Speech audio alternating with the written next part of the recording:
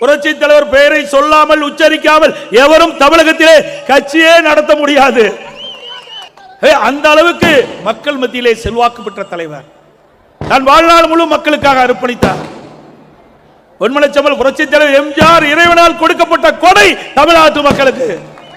திராவிட முன்னேற்ற கழகத்திலிருந்து நீக்கப்பட்ட பொழுது மக்களுடைய பேராதரவோடு கட்சியை தூக்கிய தலைவன் பொன்மனச்செம்மல் புரட்சி தலைவர் எம்ஜிஆர்.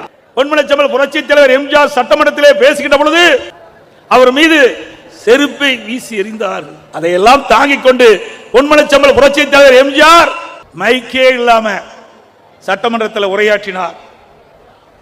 சட்டமன்றத்தில் உரையாற்றி வெளியேறுகின்ற பொழுது சட்டமன்றம் செத்து விட்டது.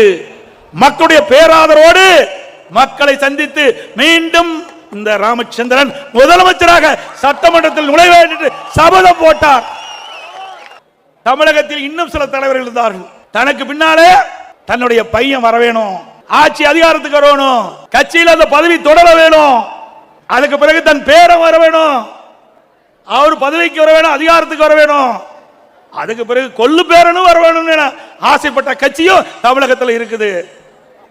இப்படிப்பட்ட குணம் படைத்த தலைவருக்கு இடையிலே நம்முடைய தலைவர் மக்களுக்காக வாழ்ந்த தலைவர். புரட்சி தலைவர் மறைவுக்கு பிறகு இதே புரட்சி தலைவி அம்மா அவர்கள் பல்வேறு துன்பத்துக்கு ஆளானார்கள்.